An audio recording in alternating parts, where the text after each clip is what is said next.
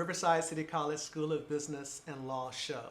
I'm Dr. Ajene Wilcoxson, and one of our goals is to introduce you to local entrepreneurs, leaders, both on our campus and community, like our instructors, classified professionals, and students. Today, we are honored to have join us Leslie Vargas. Senior Public Affairs Officer, Strategic Communications and Relations here at Riverside City College. Welcome to our show. Thank you. I'm so glad to have you here. Yes. So we have a lot of questions for you. So let's just start with the broad questions. Where are you from? What high school did you go to? What college did you attend? And tell us about any memorable high school or college experiences. Okay, well, I'm born in Los Angeles, California. I grew up in South Central Los Angeles. I lived through the Los Angeles riots. Is that right? I ended up transitioning to Pomona, where I went to Pomona High School. That was an amazing experience for me. You couldn't tell me nothing about Pomona. I love Pomona. I felt like I was Pomona. I embodied Pomona. I ended up going to UCR, and I pursued a double major, one because communications was not available at the time. So I did ethnic studies because I said, I always wanted to be a little Angela Davis. Oh. I acted as her in a play in high school.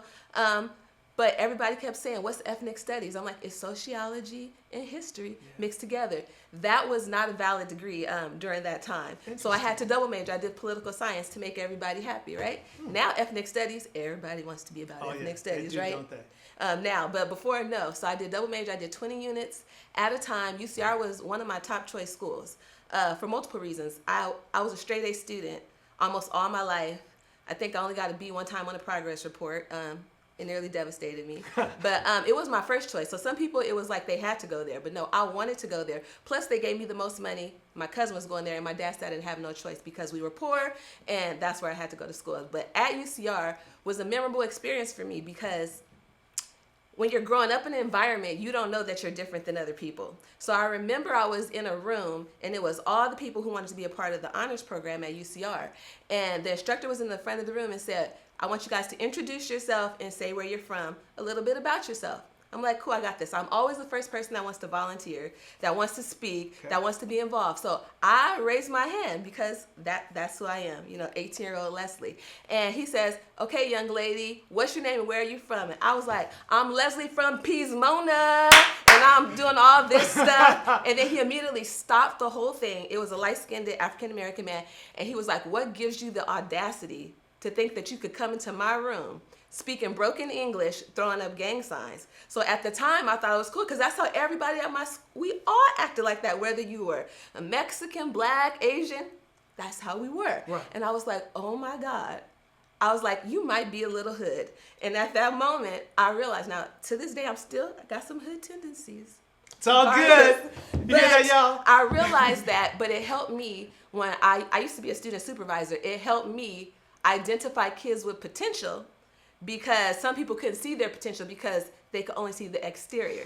Like, I'm like, these students are smart. They're going to go somewhere. They just need a little bit of training because their environment has only taught them to act and talk one way. So over the years, I've been able to help countless of college students who used to be like me and who I used to be like. So I thought that was my most memorable experience because it's the first time I realized I was just a little bit hood. How did you handle that? Well, it was a culture shock. Like, I didn't want to talk the whole rest of the day in the room because I felt like, am I different than all the other people in this room? So I had to process and think that through. And then now when I look back and I look at photos and different things, I was like, yes, you were. Yes, you were a little special. I have 10 hair crunchies across my bun. You couldn't tell me nothing. I like it. With beads and balls. Like, total different person than Leslie today. Y'all hear what she said? So if I'm hearing you right, you transformed? I didn't transform. I would say I learned a better way to do life, right? That I could still be me without all the extras of, because my hoodness was a result of my environment, right? Have to grow up, protect yourself, have to grow up, you can't let anybody talk to you any kind of way. You have to always be like a big flamboyant personality. But now I let my work and speak for itself. And then I kind of like am way more low key than I used to be. So yeah. Yeah, that's just getting wiser. Yes. That's good. Y'all, I hope you heard that. She's been on a journey. Sounds like it's been a journey of introspection. Yes. and that introspection has helped her develop into the person that she is today. Yes, amen. Oh, yeah, all right. Now, I got to go back still. You talked about Pomona in high school and how you became Miss Pomona. Tell me about that. What made you just dig Pomona so much? What experiences did you have there? So Pomona was great for me. Like in my personal life, I grew up very disadvantaged, abused household, extreme poverty. But actually at school, none of that mattered, right? It didn't matter if you had money, if you didn't. We were pretty much all like on the same playing field. So I had going for me academics. I was very good at dance. I was good at cheer. I was president or vice president of almost every club. And when I say almost every club, I mean I was in Asian Student Union. I was in Black Student Union. I was in Mecha. I was in Ritmo Latino. I was doing everything at the school. And I was able to, I wouldn't say I was friends with everybody. Everybody thought they were friends with me, right? But I was like everybody's person. Like if you needed help, if you needed anything, whether you were a teacher, administrator, a student, I was always that person that would be helping and giving back. So for me, like Pomona was like my life. I used to think I would go back there and build 2 gates on the end of the street, right, to keep the crackheads out. But now, I'm older, I'm wiser, but that was me. I was like, Pomona was my foundation. In politics, it was my foundation. In academics, it was my foundation in finding just what I wanted to do with myself. I got lots of opportunities. I used to think I wanted to be a general surgeon. I used to get to go to the school in Pomona because when you're smart and you're a minority and you're poor and they send you places and they let you do things. So I got to do that till one day a cadaver I thought came alive. I ran out of there. I never wanted to go back. They told me that bodies do that. I was like, okay, I'm not going to be a surgeon. That's real. I used to bake. I still bake sweet potato pies. I used to get to bake sweet potato pies contracted for the mayor. What? During the time. Contracted by the mayor. mayor? He would pay for my my pies every year. So these opportunities, and then I got to experience UCR for the first time in 7th grade, as well as for Mesa, for the step show. So I was always coming to UCR, and that's what made it feel like that's the school I wanted to go to because I felt connected. But it all started in Pomona. Wow. So shout out to all my Pomonians. I love it. That's awesome. All right. So tell us who or what inspired you. Okay, so who and what are they're 2 different things, so I'll go for what inspires me. So what inspires me first is that I don't want to go back to where I used to be. So I'm inspired to make sure that my children are not going to have to experience poverty, that they're not going to have to experience, people cussing in the home, drinking in the home, acting a fool, that they're not going to experience moving from place to place. I think I moved at least in my 12 years of school, right, from K through 12, I moved at least probably 15 times. So I want to make sure my kids have some level of stability. So I think that is what keeps me going every day, no matter how hard life gets, to make sure they're going to have that consistency. But who inspires me? There's 2 people. So my number 1 inspiration in the whole wide world is Harriet Tubman. Nobody can tell me nothing about Harriet Tubman. If you ever come to my house, you'll see I have a picture of her framed in a gold frame. For the longest time, my kids thought that was is that our great-great-grandmother? Now they know. I'm like, no, that's Harriet Tubman, y'all. Now they're older, they know. But they thought because how she's displayed in our home that she was a part of our family. But Harriet Tubman has been my inspiration because she's the true embodiment of not just a strong woman, but a strong woman of faith. So through all the odds, she kept believing, she kept having faith, and she had a keen understanding of how to hear the voice of God. And that's how I strive to live my life. That no matter what adversity, it could her adversity was way harder than anything I could think to face, but she succeeded, right? Yes. Without we don't have this technology in our shoes that we have today in our road system, and she was able to do all that and become the first female to serve in the military. So that's my girl. That's my inspiration. My mom is my second inspiration. And I can tell you, my mom, she got on my nerves growing up. Because I feel like she was hard on us. We got straight A's because we're supposed to get straight A's. We never had all the stuff the other kids had, and I really didn't understand. But my mom worked hard. Her mother had her when she was 13 years old as a product of molestation. So my mom's mother was 13. She ended up having 3 other kids, but when she was still a teenager, and my mom had to help raise all these kids. And then my mom had us, and then my mom was taking in our friends, and she was taking in our cousins. And then I was like, we're struggling. Why you keep taking in all these people? And she would take in homeless people and different things. But my mom was so strong to endure that She worked nights. She worked in the day. She was trying to provide for everybody as a single mom. Yeah. And now me as a single mom, I'm divorced. I realized the sacrifice that she made, because it's not easy. And she took on I have 2 kids. She took on way more people than I can imagine. She raised almost all of our friends. We're still connected to this day. So many countless people that she adopted into our family. So my mom is definitely that person for me. She didn't finish college. She didn't do it, but she's one of the smartest people that I know. So. What's your mom's name? Her name is Loretta. So right, shout out Loretta. to you. Absolutely. That's beautiful. How many siblings do you have? So I have a lot of siblings. From my mom, I have 2 brothers and a sister. From my dad, I have another sister, but they all remarried and interchanged so much. So I have like lots of half siblings. So it is a slew of us, and we are truly the epitome of a blended family, because my best friend told me, I don't know how we go on vacation. And we go on vacation, it's my dad and his wife, it's my brother's dad and his wife, plus his ex-wife and her kids, plus my mom and her husband. Wow. Plus, it's just all of our families are together like we are one.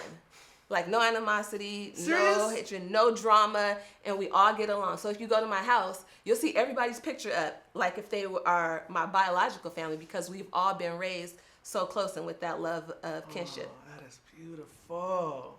Thank you for sharing that. And I want to go back, y'all. If y'all do not know who Harriet Tubman is, please look her up. Please. She will amaze you. Okay, so give us your career background. Okay, my career background is very interesting. I will always say I've been an entrepreneur since day one. Oh, yeah? Growing up poor, you have to learn how to get money for the things you Preach, want. preach, that's right. And I never wanted things for myself. I always wanted things for other people. So I needed money to do that. And to this day, I don't really buy myself things. Like an example, I'll give a shout out. Pants donated by my sister. Jacket donated, shoes donated. Everything I have has been blessed to me by other people, and I use my money to give back to others. right. So from day one, I remember in elementary, I used to make bookmarks and sell Otter Pops, and I would go door to door selling custom bookmarks and Otter Pops. So that was like my first business. By the time I got to middle school, I learned how to sew. So I would be making swimsuits and shirts and selling it. Called it Infamous Fashions. Oh! Because my group, we were the Infamous Dimes. Because we just, we thought we were all that back in the day. All right. But we would sell clothes, and then by the time I got to high school, I really knew how to do hair. And doing hair is a commodity, so I could just have people come over, braid their hair. I don't have to go out the house to make money. So that was like my start, on top of selling, like I said, sweet potato pies. Ooh.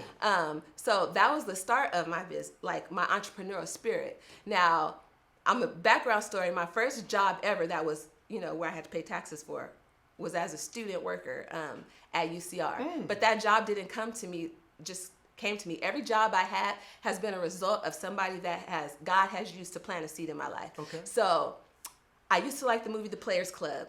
I'm not telling Serious? anybody to watch it, but like my role model at the time, I grew up very, like I said, I was hood. I was disenfranchised, but I was smart. So like my role model at the time was Diamond from The Players Club. And I was like, Leslie, you're a great dancer. This is how you can make money in college. So I remember my freshman year, I was in the dorm and I was debating like if I was gonna go work at Club 215. No pun to anybody that goes to Club 215. It's not my thing anymore, right? To Club 215, I was like, I'm gonna go work there. And then one of my friends said, no, you should apply for a job on campus. And I was like, why would I do that when I could make way more money dancing? And it was like, no, Leslie, we need you to apply for this job. And then at the same time, I called an old church that I used to go to in high school. And I said, look, I want to go back to church. I'm trying to do things right. I don't have a car. My mom don't have a car. At the time, my mom was homeless when I was a freshman at UCR. So my little brother, he was 3 years old. He used to live with me in the dorm sometime. So I said, so this is why I really needed some money, right? I was on scholarship, but you need extra money to take care of my family. So I called, they came to get me for church, and you're hearing all these things in church on what's the right thing to do. And I'm like, so probably working at the club is not the right thing to do. But it was still an opportunity. So I applied for this job to work in the library.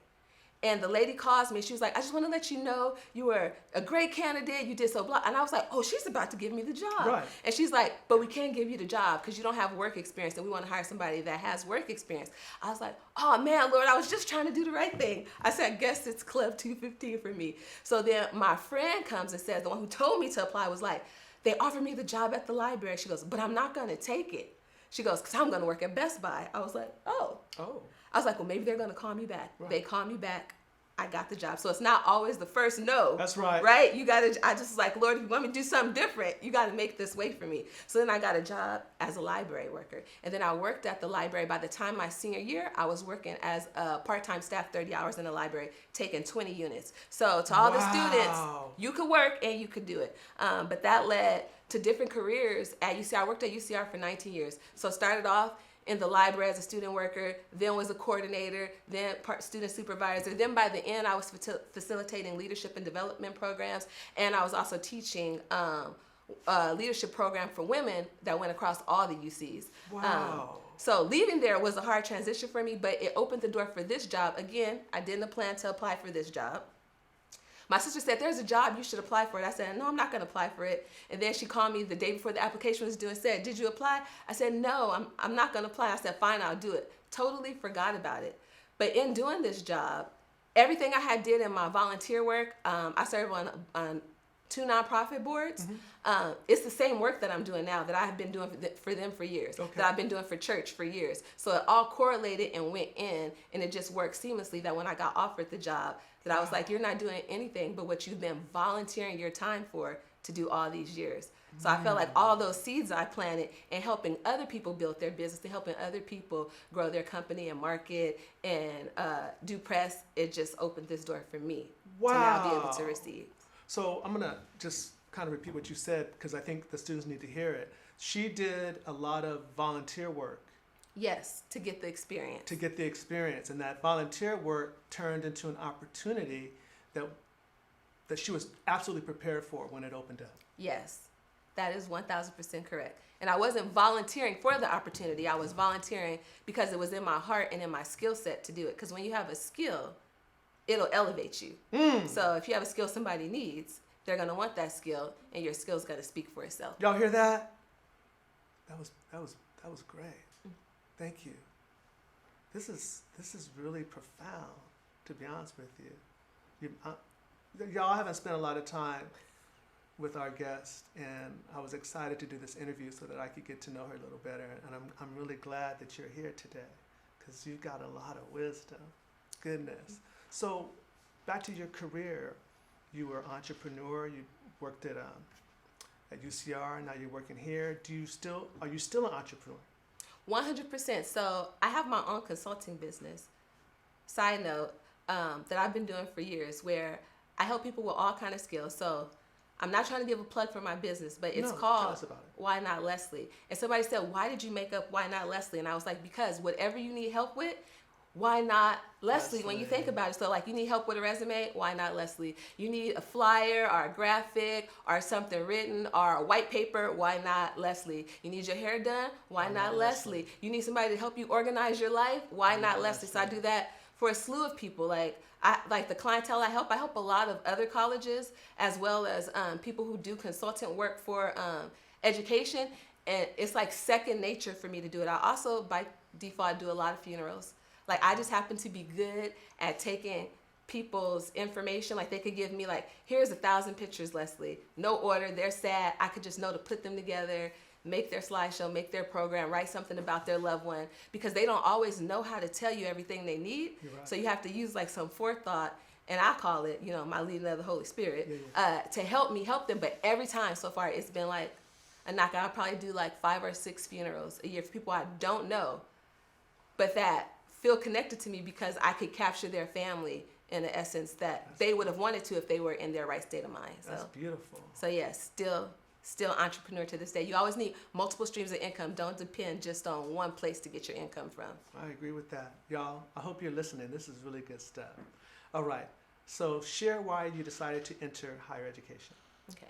I decided to enter higher education, I think for a very specific reason. My mom always instilled in us that she couldn't give us much, but what she could give us, she gave us the Lord and she gave us education. So my mom was a stickler on education. So that's one why we all went to college. Me and all my siblings, we all graduated college. We all have an advanced degree. Wow. We all are successful, and we literally came from nothing, from 7 people living in a 1-bedroom. So I feel like our life has totally changed. But while I was at UCR, there was a lady, her name's Josie Areola, and there's times like I didn't have food to eat. I didn't have different things. Like I would like live on a pack of bread and a top ramen, and I would make it work, right? And I would share. I would still share. I'd be like, I could share with other people, but she would bring food and she would feed us and she would make sure we're okay. And that made me want to be that person for other students, because students are not going to always tell you, I don't have food to eat. Students are not going to always tell you that, I'm having this abuse go on in my home.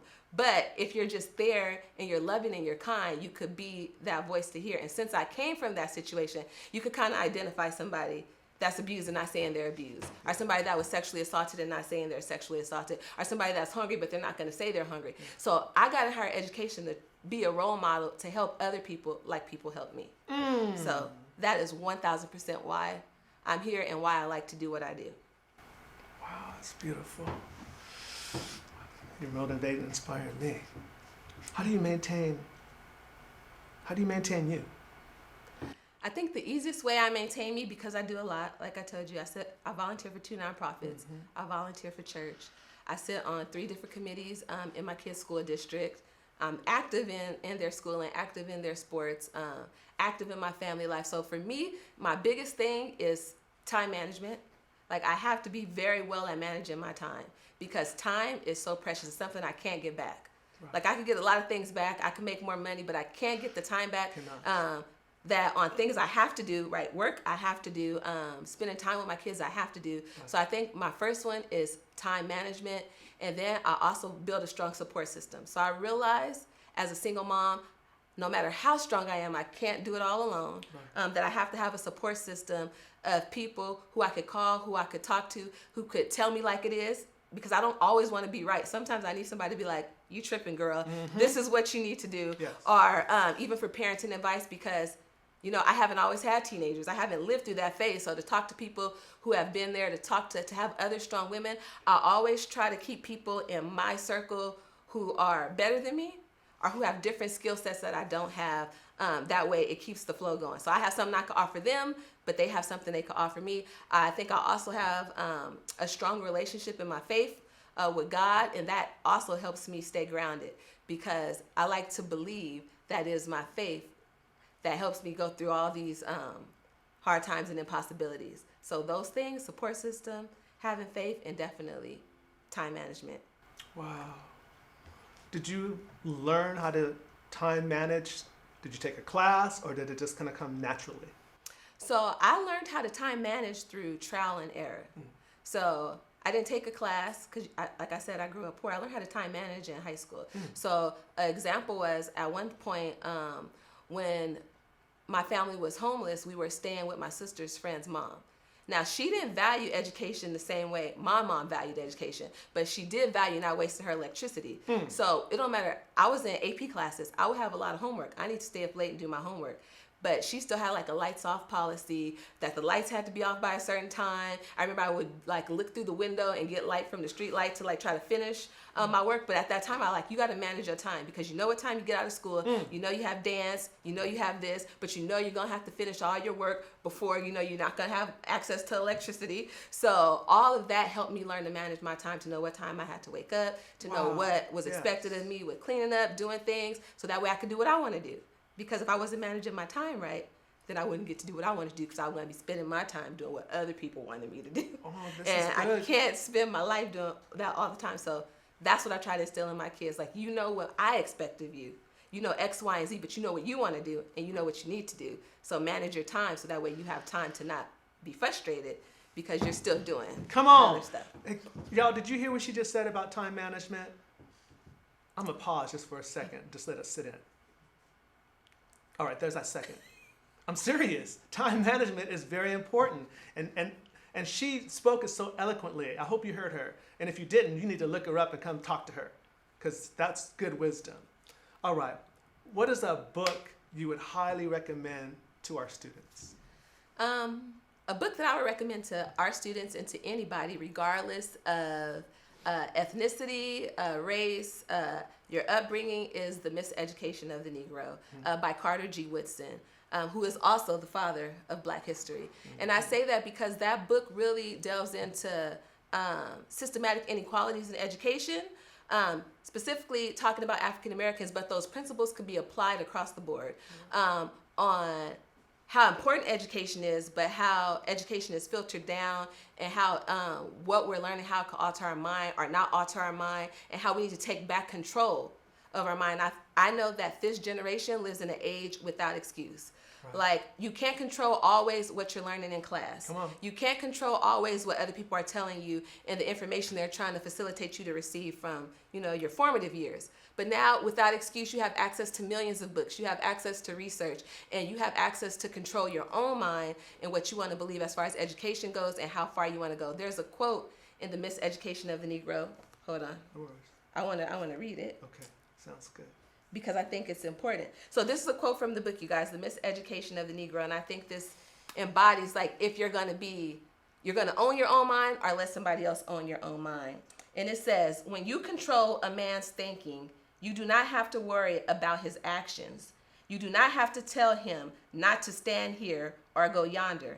He will find his proper place and stay in it. You do not need to send him to the back door. He will go without being told. In fact, if there is no back door, he will cut one for his special benefit.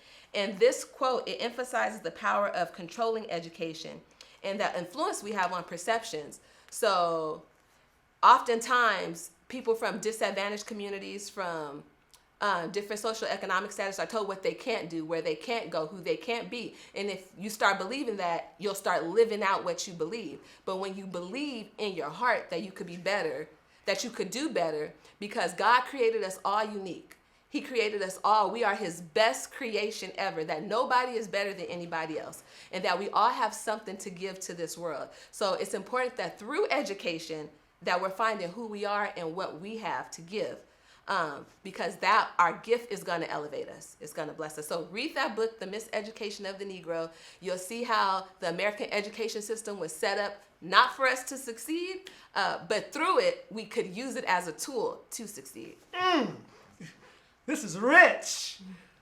Wow, thank you. Oh my goodness. Yes. Okay, so if you had to pick a song that really is the theme of your life, what would be that song? My theme song, and I could tell you without a question, is Better Than Good to Me by Lady Harmony. I listen to that song several times a day. Oh, yeah? Literally several times a day, sometimes on repeat, because the song is about that God is not just good, he's better than good. And how he took somebody out of the adversity, out of the pain, he always kept them, protected them. But not only that, that his love is so good that it teaches you how to forgive other people. So forgiving all those people who hurt you, like forgiving my old stepdad, forgiving, my Jerry Springer relationship. I didn't tell you guys, I eloped out of high school. Jerry Springer for 13 years. But just that song embodies all of that. And then how to uplift and help other people. Yeah. That's what that song embodies. So when I think about my life, it's Better Than Good. So that is my song. Check it out. Better Than Good. That's beautiful. Okay, what about today? What is your favorite song this week or this month, the last few months? So I think my current song that I like is the Boogie Woogie. The Boogie Woogie. I don't know if you guys have heard it, but I'm into soul line dancing. And this song has come out, and I'm like, I have to learn this dance. So I've been listening to this song a lot because, one, I want to get all the dance moves down. I want to be able to just like perform it on the spot. Love it. In the next couple weeks, you guys might see me somewhere, busting the Boogie Woogie. Oh, shoot. You haven't watched it on YouTube. I love it. I love it. I love it. All right. This has been a great, great interview. What's one word that you would say describes you and why? If I had to pick a word that describes me, it would definitely be resilient. I think because this word, it encompasses so much. It encompasses a person who has a strong faith in God despite any challenges that might come up. It embodies a strong mother who could be there for her children and smile even through difficult times. It embodies a person who wants to always go above and beyond, helping people and giving back, even when you still need to help yourself, but your goal is to always just be there for other people. It embodies strength. It embodies fortitude. It embodies so many things, being agile and the ability to pivot. So my word is definitely resilient. I love that. What would you say those that are in your close network, what word would they use to describe you? I think they would say I'm a servant. Because my whole life has been spent, since I can remember, serving other people and making sure other people are okay. That's beautiful. That's beautiful. So this is really important. What is a thought or idea you'd like to share with our Riverside City College students? And please look at them and share this. I would say community college is a very special place because it's a place full of so much hope and so much promise that you don't always get to experience in other places because people are really striving to get to the next level. So I would say to our Riverside City College students that it doesn't matter where you come from or where you start, just that you keep moving forward and that you finish. It probably won't be cookie cutter and happen overnight for you because things that are worth having do take time. And there's a process. And through the process, we're learning and growing. Through adversity, we're building strength, we're building character.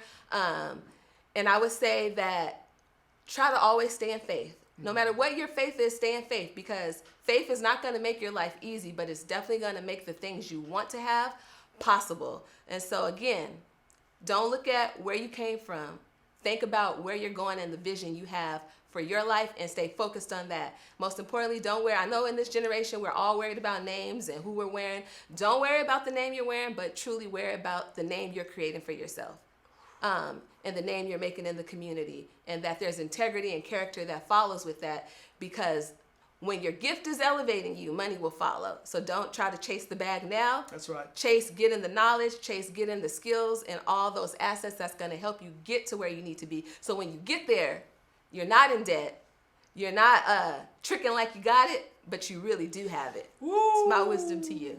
That's good, y'all. Leslie, thank you for being here today. This was a fantastic interview. I'm gonna hang out with you. No, because you really blessed me today. And your energy and your wisdom is just beautiful. Oh my goodness, y'all. I hope you enjoyed this as much as I did today. And we look forward to seeing you next week. Have a wonderful, wonderful week.